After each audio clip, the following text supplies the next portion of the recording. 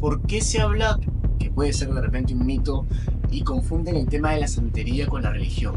Pero cabe la posibilidad de que aquí también se esté practicando la religión Lukumi. La iniciación la determina el oráculo. La necesidad de la iniciación es determinada típicamente por un oráculo. En la religión yo soy Oba Oriate. Oba Oriate es la persona que dirige todo ceremonial de iniciación y demás que se llevan a cabo en la religión.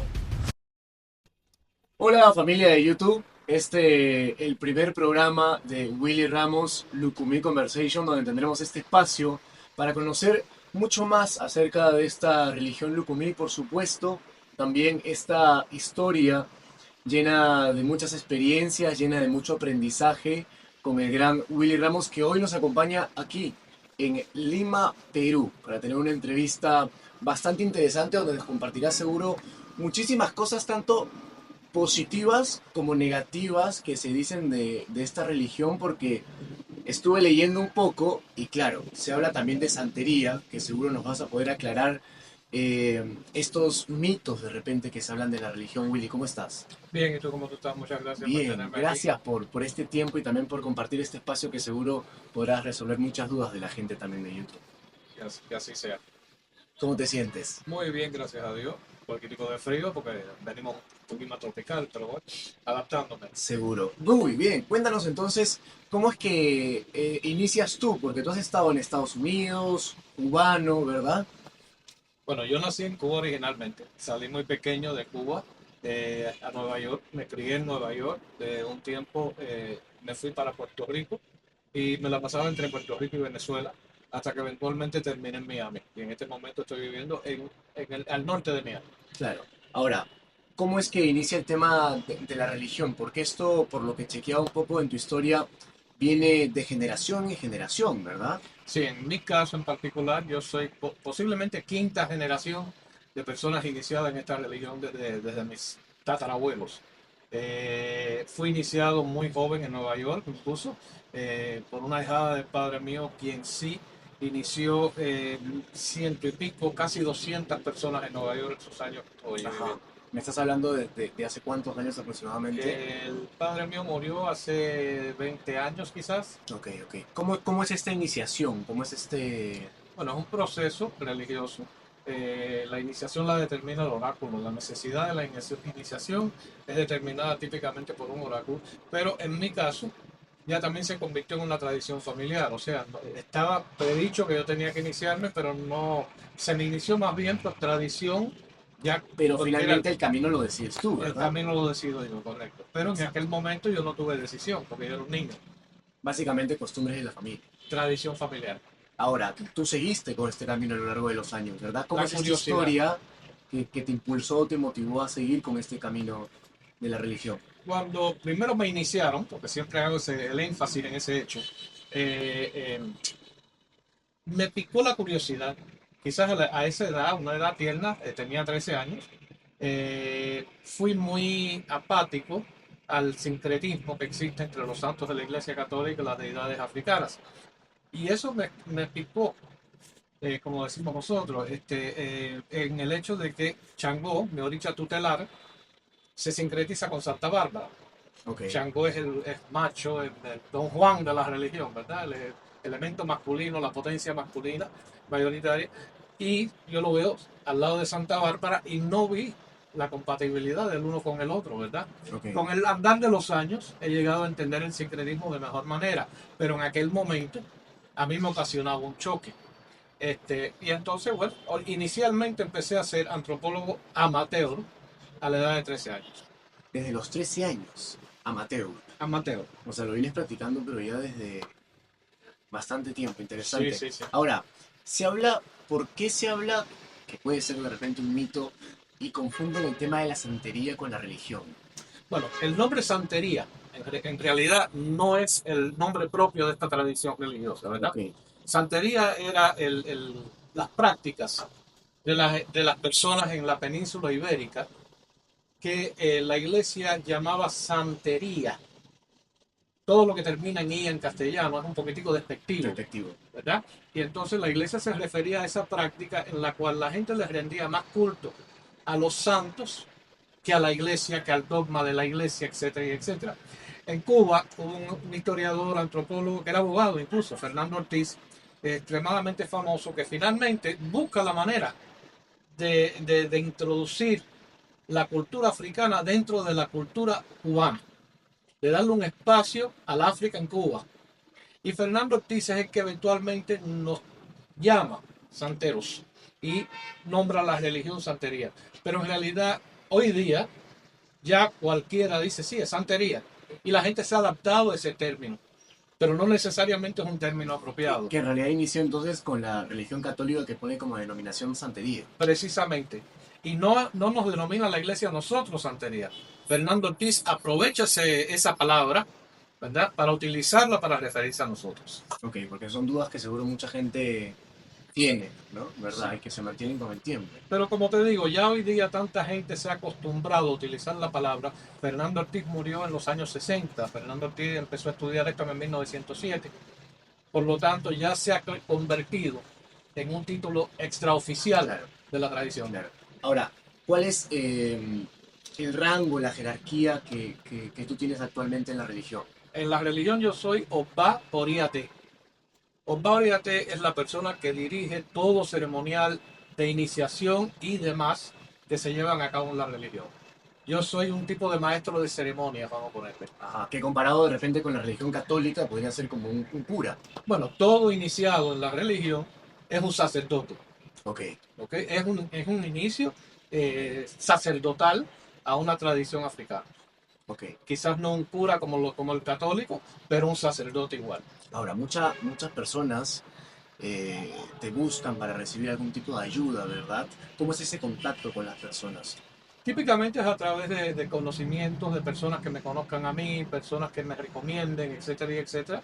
Que estas personas o me llaman inicialmente en una consulta, una sesión adivinatoria, en Ajá. el cual se consulta el oráculo para ver cuál es el problema que está acechando, afectando a la persona en ese momento y buscar una solución. Si no existe una solución, buscar una manera de que el proceso que tenga que atravesar la persona en su vida por causa de su destino sea más tolerable.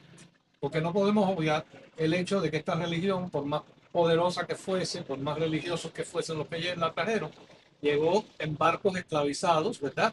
Donde esos seres humanos que llegaron a trabajar de esclavos en Cuba, ¿verdad? Nadaban en sus propias heces fecales, en su propio orine, le daban comida con gusanos, Situación bastante complicada. bastante precaria. Entonces llegaron a trabajar en las plantaciones cubanas y en Brasil igual sucedió, que se conoce la realidad también, a trabajar bajo el látigo. Que es algo que inicia eso también bastante, ¿no? En Brasil. Correcto, en Brasil también. Brasil posiblemente sea la población mayoritaria En de Latinoamérica. practicantes de esta religión, Mm. tanto en África como aquí. O sea, están llegando también hacia el lado de Latinoamérica también. Pero Brasil no ha tenido la extensión que ha tenido la práctica afrocubana. Cuba y la tradición cuba que surge en Cuba, que se adapta en Cuba, tiene más facilidad para moverse, para el sacerdote ejercer en otros pueblos. Los brasileños tienen una serie de requerimientos donde les es más difícil llevar su religión a otras tierras. El que quiere iniciarse en el sistema brasileño, por lo general, tiene que ir a Brasil. Sí, ahora, ¿qué tipo de ceremonias son las que practican usualmente ustedes? Por ejemplo, justo hace un par de días conversábamos, cuando una persona fallece, ¿no? ¿Hacen algún tipo ustedes de costumbre, ceremonia, de ritual para despedir a la persona que deja de existir aquí en la Tierra? Sí, no, definitivo.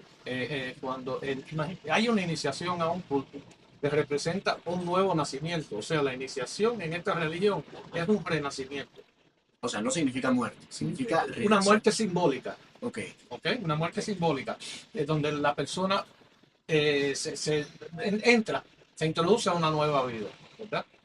Lógico, cuando la persona ya muere, hay que hacer rituales también para introducirlo a la nueva vida que va a conocer, ujú. ¿verdad? El más allá. Ahora, ¿cómo es el proceso? De repente las personas se preguntan, personas que recién están escuchando de la religión y se preguntan, me gustaría ser parte de la religión. ¿Cualquier persona es admitida en la religión? ¿Se piden algún tipo de requisitos? Es una religión que tiene las puertas abiertas para cualquiera que quiera, desee llegar a ella, ¿verdad? Eh, Nosotros somos inclusivistas.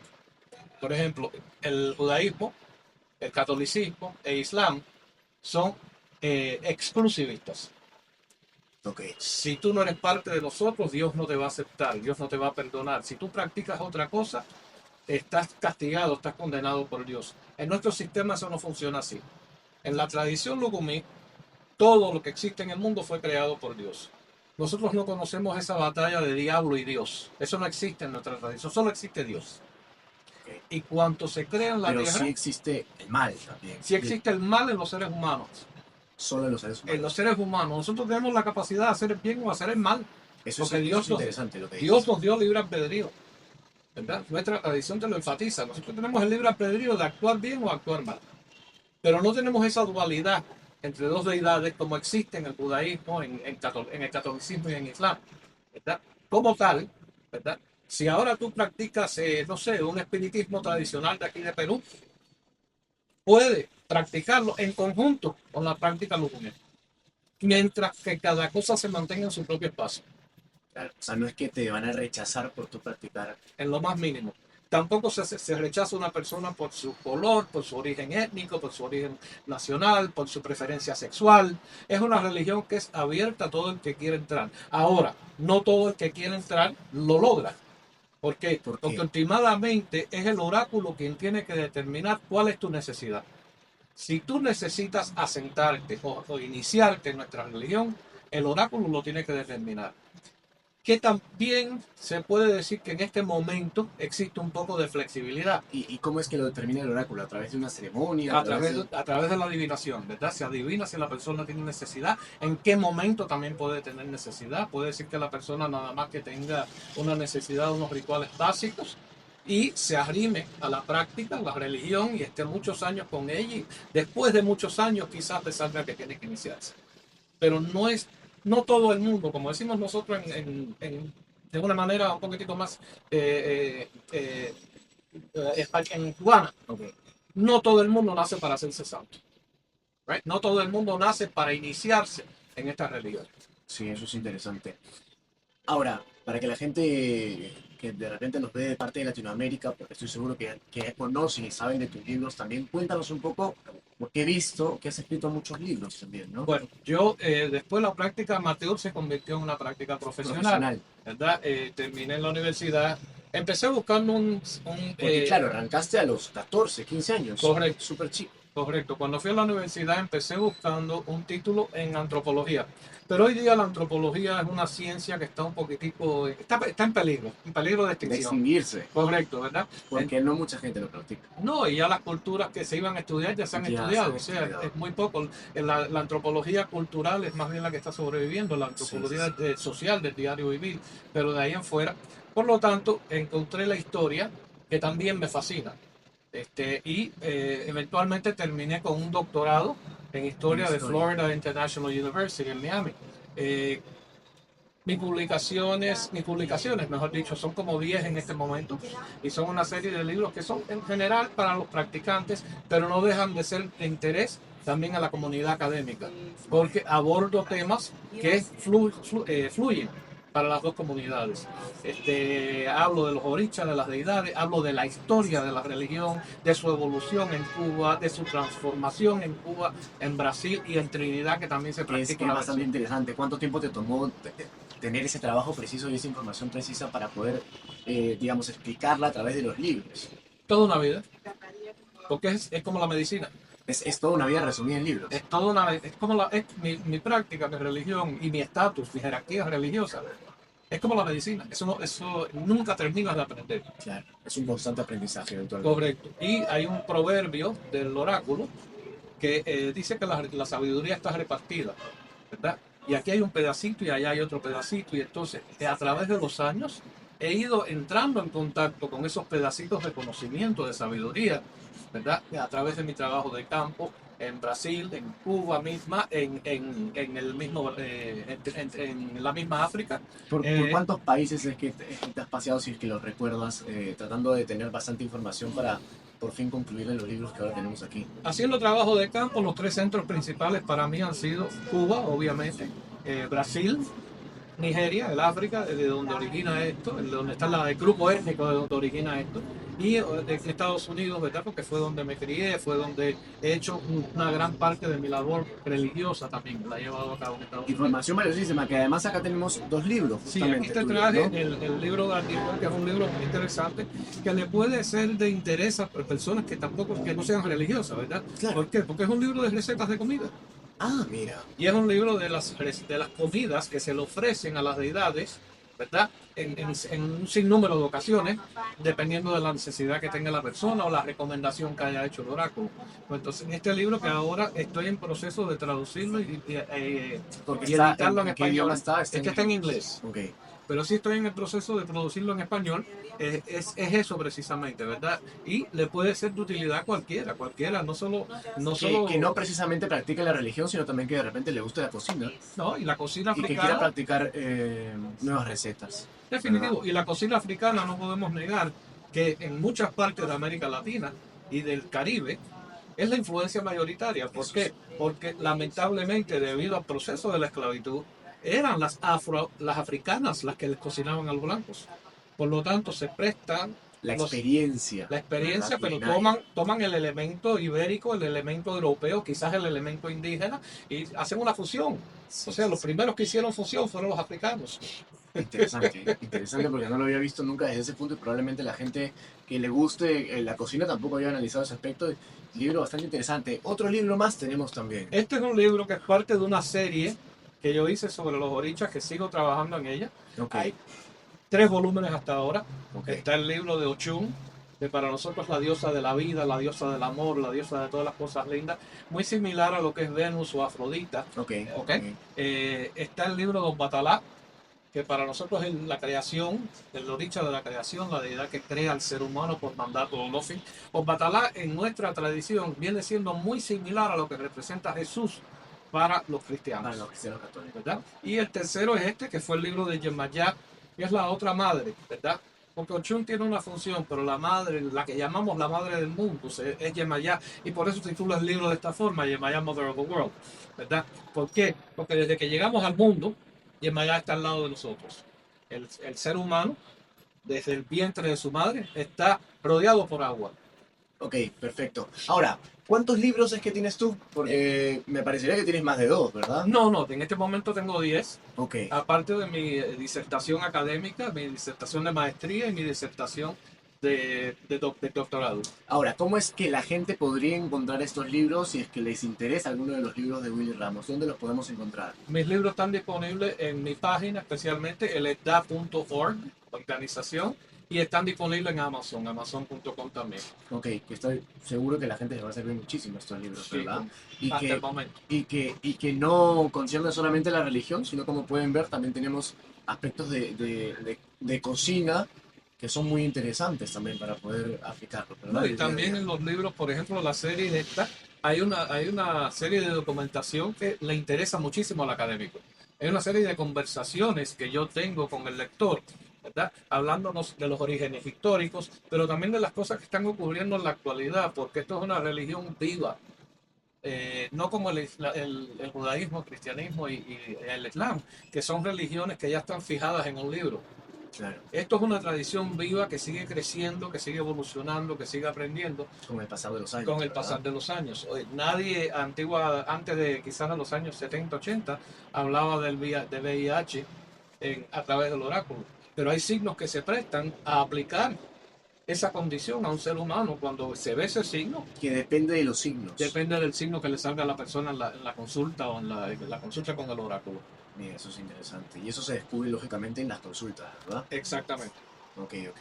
Ahora, algo que también ha ido evolucionando con el tiempo es un poco las redes sociales y algo que tú también te estás un poco adentrando para poder llegar a mucho más personas, ¿cierto? La gente te conoce y te reconoce con este feedback de recomendaciones que tienes tú por hacer bien el trabajo, evidentemente, pero ahora también queremos llegar a un espacio que son las redes sociales, ¿verdad? Correcto.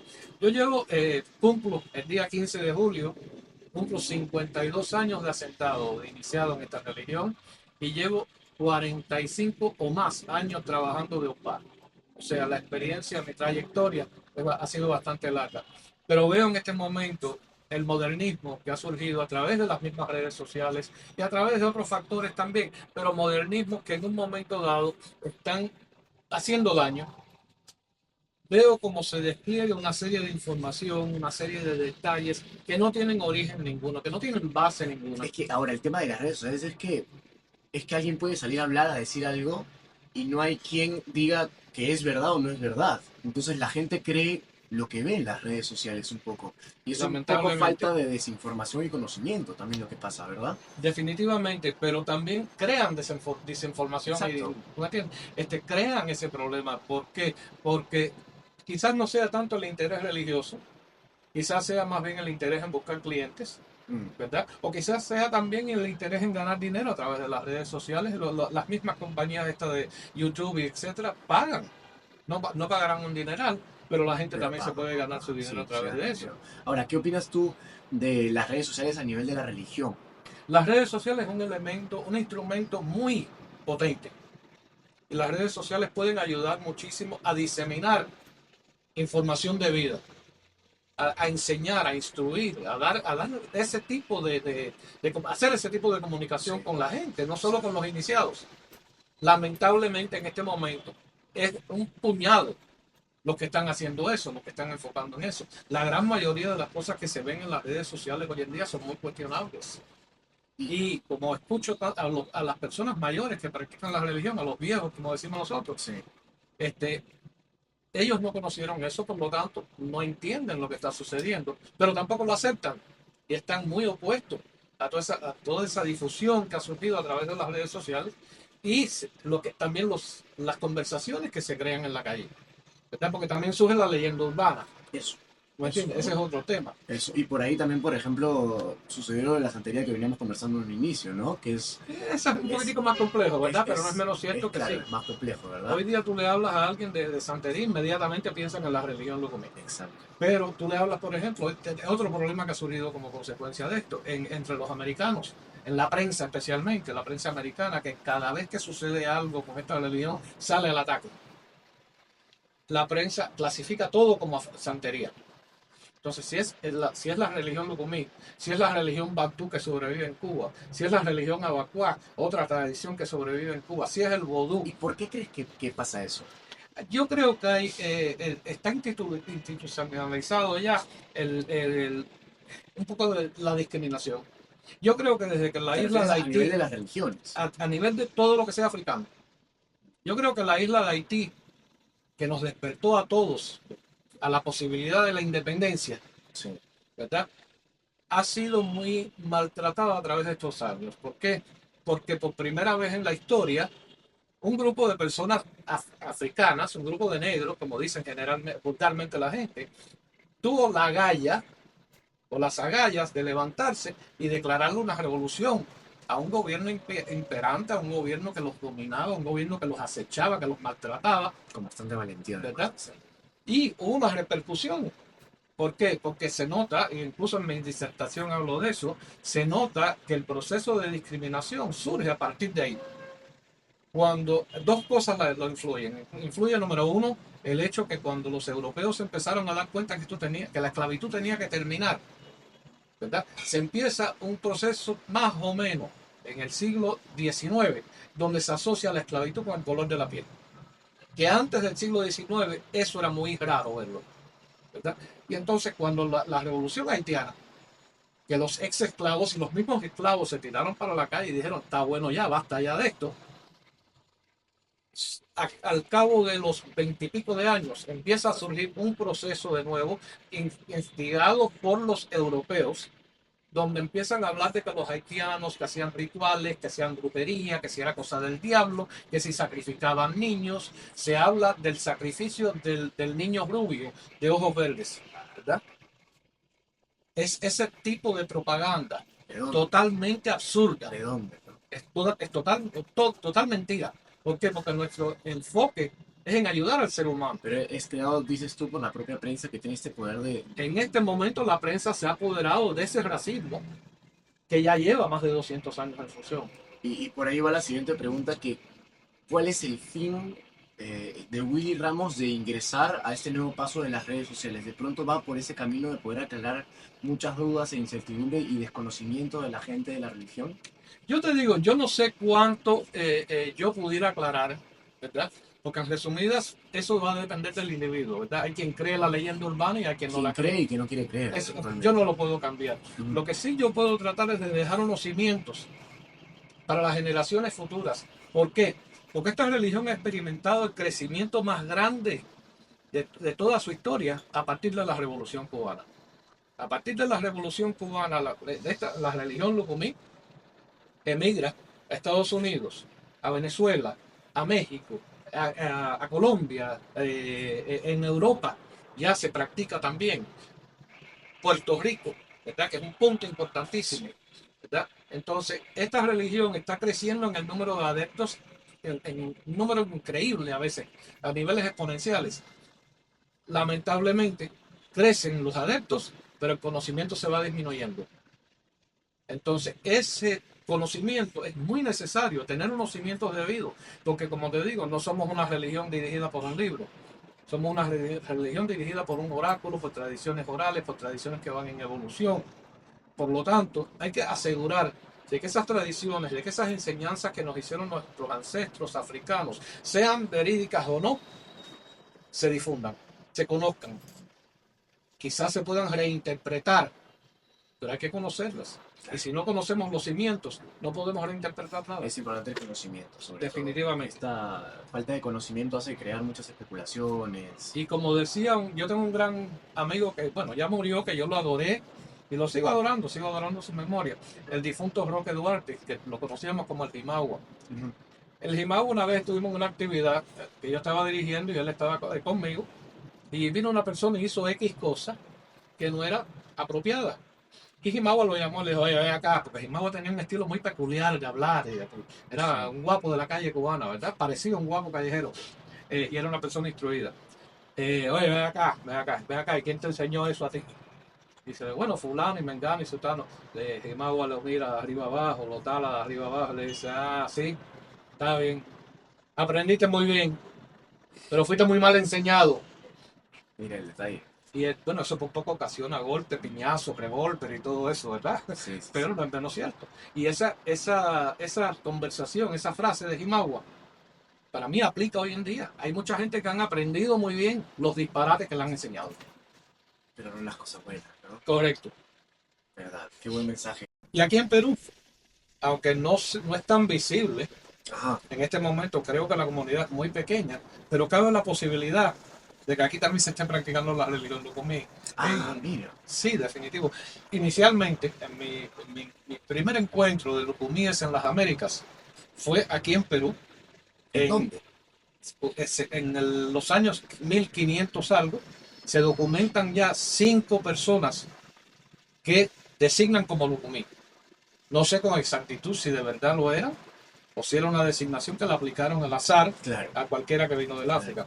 Pero en el año 1980 en Cuba hubo un pequeño, una masiva introducción de cubanos que se querían ir de la isla, que desesperados por irse, invaden la embajada del Perú en Cuba. Ah, mira.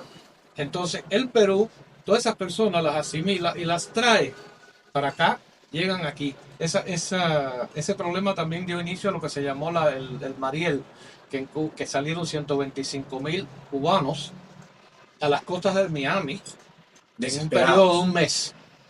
La gente se quería ir de Cuba de la forma que Y hubiera, llegaban como podían. con lo que pudieran Ah, hacer. Después vinieron las balsas que mucha gente sí, se arriesgaron a morir en el mar.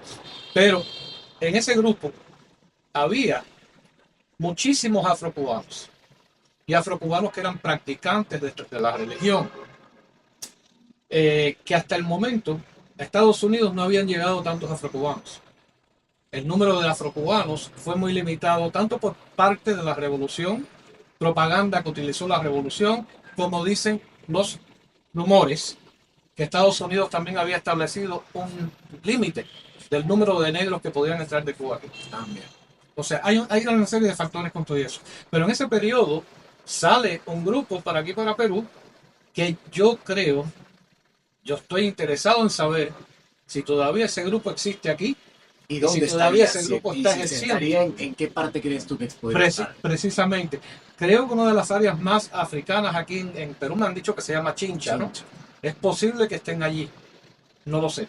Sí también sea ciencia cierta que los venezolanos ahora que han ido huyendo de la asquerosa revolución que existe también en Venezuela Y que ahora están situados acá y en que gran se han parte, ¿no? mudado en números masivos Sí, aquí al sí. Perú, han traído la religión, porque la religión se arraigó en Venezuela también después de la revolución. Ah, mira. O sea, y entonces también se funde, se liga, se sincretiza con las tradiciones espirituales venezolanas. Pero han llegado una serie de venezolanos aquí y según me cuentan, según he escuchado decir, Esto es ahora, esto es reciente, claro. esto es reciente, y he escuchado decir de los mismos venezolanos que saben de eso, que conocen de eso, que está sucediendo en el Perú, Sí. que también están haciendo un gran daño. ¿Por qué? Porque se están Mala aprovechando, información, de, dando mala información, pero también están lucrando. aprovechándose, lucrando a través de los peruanos que en su necesidad salen en búsqueda de ayuda religiosa para sobrepasar o ayudarse a ellos mismos en un problema, en una situación que estén atravesando en su vida.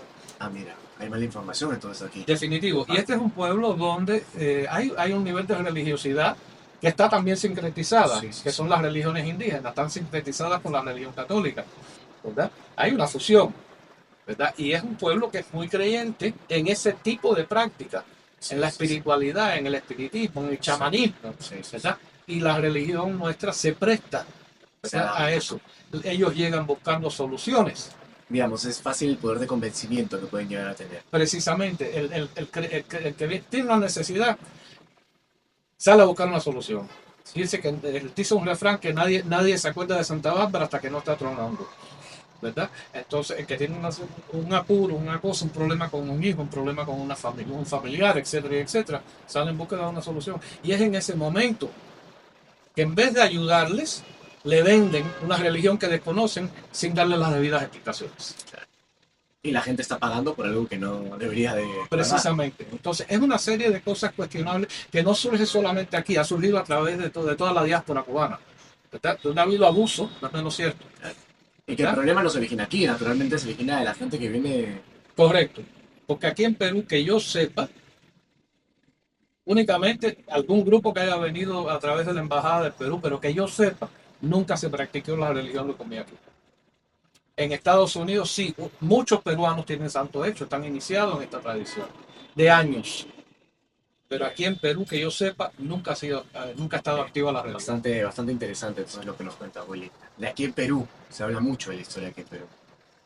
Ahora, ¿cómo la gente, si te quiere ubicar, si se quiere contactar contigo, además de los libros, también, cómo podemos ubicarte? ¿Cómo Lo podemos pueden llegar hacer a a través de mi ubicarnos? página. En mi Ujú. página sale mi contacto, mi dirección electrónica. Es mucho mejor que un teléfono porque sinceramente yo no tengo el tiempo para contestar el teléfono a veces y puede ser que la gente se demore. Incluso no tengo el tiempo para contestar los correos electrónicos. Pero no es menos cierto que está disponible. Mi correo electrónico es mi nombre de santo, hilarioba@gmail.com. Ok, perfecto. Va a aparecer de todas maneras acá en pantallas para que la gente se pueda conectar con Willy. Un mensaje al público, a la gente de las redes sociales, que es un nuevo público que estamos ingresando. ¿Qué le dirías a la gente que te está viendo ahora? Para Lo único cerrar. que yo le diría a la gran mayoría del pueblo es que evalúen lo que están escuchando Ujú. y que recuerden que esto es una religión de gente simple. Salió de una plantación, básicamente, y de no, unas instituciones que surgieron en Cuba que se llamaban los cabildos, que eran grupos, eran asociaciones que le permitían a los africanos efectuar ciertas danzas y sus tradiciones culturales, no religiosas. Ok, Pero la religión se ocultó dentro de la cultura. Y los cabildos también sirvieron de templos, ¿verdad? Donde se efectuaban rituales, etcétera, etcétera. Pero tenemos que recordarnos que eso que nos transmitieron ellos origina con el sufrimiento de un pueblo.